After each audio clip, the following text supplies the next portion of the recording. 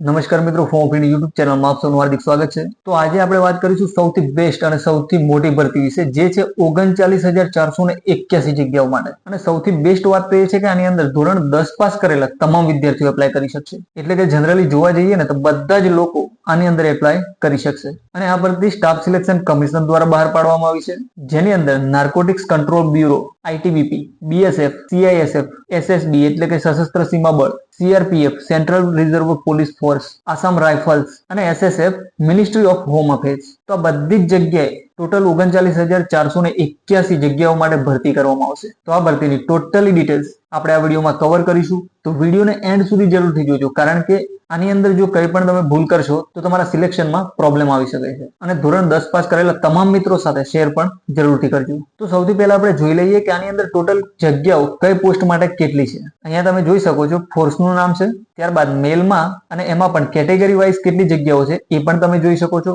અહીંયા ટોટલ છે, ત્યારબાદ અહીંયા ફિમેલનું લિસ્ટ છે, અને અહીંયા ફિમેલનું ટોટલ છે, અને અહીંયા ગ્રાન્ડ ટોટલ છે, એટલે કે ફિમેલ અને મેલના થઈને કેટલી વેકન્સી છે। તો બીએસએફમાં ટોટલ 15,654 છે, સીઆઈએસએફમાં 7,145, સીઆરપીએફમાં 11,541, અને આ રીતે આ બધાની થઈને ટોટલ 39,481 જગ્યાઓ ઉપર ભરતી કરવામાં આવશે। હવે ઘણા મિત્રોને એમ થતું હશે કે આમાંથી અમારે કઈ પોસ્ટ માટે ભરવું, તો તમે આની અંદર આ બધી જ પોસ્ટ માટે એપ્લાય કરી શકો છો। આમાં તમારે રેફરન્સ નંબર આપવાનો હોય છે, તો તમે એની અંદર બીએસએફ, સીઆઈએસએફ, સીઆરપીએફ તથા બધી જ પોસ્ટ સિલેક્ટ કરી શકશો। અને જે પણ મિત્રોને આ ભરતીમાં ફોર્મ ભરાવવું હોય એ અમારા નીચે આપેલા નંબર પર ડાયરેક્ટ ટેલિગ્રામ પર મેસેજ કરીને ઘરે બેઠા જ ફોર્મ ભરાવી શકે છે, અથવા તો ડાયરેક્ટ ટેલિગ્રામ પર મેસેજ કરવાની લિંક પણ તમને ડિસ્ક્રિપ્શનમાં મળી જશે, જ્યાંથી તમે ક્લિક કરીને પણ મેસેજ કરી શકશો। હવે આપણે જોઈશું એજ્યુકેશન ક્વોલિફિકેશન। તો અહીંયા ક્લિયરલી લખેલું છે કે જે પણ વિદ્યાર્થીઓએ ધોરણ 10 પાસ કરેલા છે એ બધા જ આ બધી પોસ્ટ માટે એપ્લાય કરી શકશે। તો જનરલી 10 પાસ પર વધુ ભરતી આવતી નથી, પરંતુ આ સૌથી બેસ્ટ ભરતી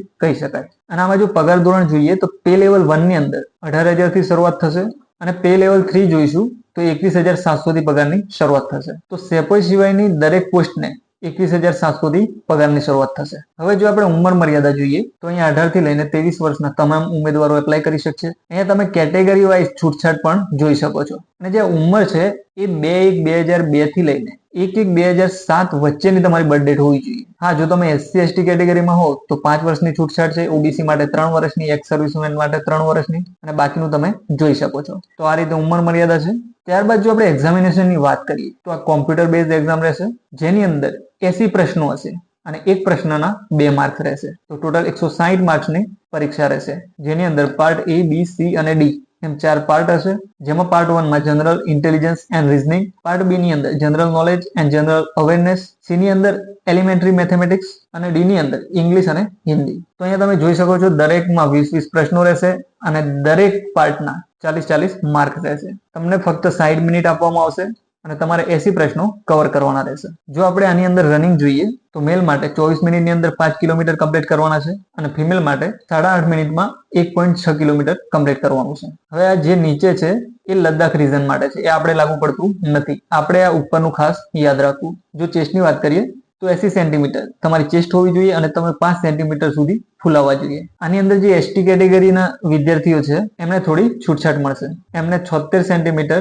ચેસ્ટ હોવી જોઈએ અને 5 સેન્ટીમીટર ફૂલાવવાની રહેશે। હવે જો હાઇટની વાત કરીએ તો મેલ માટે 170 સેન્ટીમીટર છે, અને ફિમેલ માટે 157। આની અંદર પણ એસટી કેટેગરી માટે છૂટછાટ છે, તો એ પણ તમે અહીંયા જોઈ શકો છો। હવે આપણે વાત કરીશું કે પરીક્ષામાં ડિટેલમાં શું પૂછાશે, તો જનરલ ઇન્ટેલિજન્સ એન્ડ રીઝનિંગ ની અંદર તમે અહીંયા ડિટેલ જોઈ શકો છો। ત્યારબાદ એલિમેન્ટરી મેથેમેટિક્સ અને ઇંગ્લિશ તથા હિન્દી ની અંદર શું પૂછાશે એની પણ ડિટેલ તમે અહીંયા જોઈ શકો છો। ત્યારબાદ general knowledge and general awareness ની અંદર આ પ્રકારે પૂછાશે, આનો પણ તમે સ્ક્રીનશોટ લઈ શકો છો। હવે જે પણ વિદ્યાર્થીઓ પાસે એનસીસી નું સર્ટિફિકેટ હોય એમને અહીંયા લાભ થશે। તો જો સી ટાઈપનું સર્ટિફિકેટ હોય ને તો 5%, બી ટાઈપનું હોય તો 3%, અને એ નું હોય તો 2%। તો આ રીતે એનસીસી વાળા વિદ્યાર્થીઓને બોનસ માર્કનો ફાયદો થશે। હવે આપણે ગુજરાતની અંદર એક્ઝામના સેન્ટર તમે અહીંયા જોઈ શકો છો, એક અમદાવાદ, ગાંધીનગર, મહેસાણા, રાજકોટ, સુરત, વડોદરા, આટલા આપણા સેન્ટર છે। આમાંથી તમારે કોઈ પણ એક એક્ઝામ સેન્ટર સિલેક્ટ કરવાનું રહેશે। તો ઓનલાઈન ફોર્મ ભરવાની ડેટ 5/9/2024 થી 14/10/2024 સુધી તમે ભરી શકશો,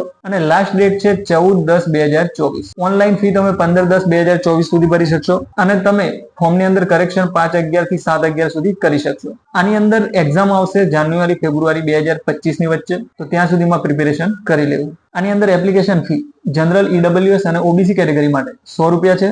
ફિમેલ કેન્ડિડેટ તથા એસસી એસટી કેટેગરી માટે કોઈ ફી નથી. આ તમે ઓનલાઈન પણ પે કરી શકશો. આની અંદર ઓનલાઈન એપ્લાય કેવી રીતે કરવું, તો તમે ssc.gov.in આ એસએસસી ની ઓફિશિયલ વેબસાઇટ ઉપરથી તમે ઓનલાઈન એપ્લાય કરી શકશો. અને જે પણ વિદ્યાર્થીઓને ડાયરેક્ટ ફોર્મ ભરતા ના ફાવે એ અમારો સંપર્ક કરી શકે છે. નંબર નીચે આપેલો છે અને લિંક પણ તમને ડિસ્ક્રિપ્શનમાં મળી જશે. તો આપણે વાત કરી ધોરણ 10 પાસ ઉપર આવેલી સૌથી બેસ્ટ ભરતી વિશે. તો જો તમને આ વિડીયો ગમ્યો હોય તો તમારા મિત્રો સાથે જરૂરથી શેર કરજો અને બીજી આવી જ નવી માહિતી માટે ફોર્મ ઓફ યુટ્યુબ ચેનલને સબસ્ક્રાઇબ જરૂરથી કરી લેજો.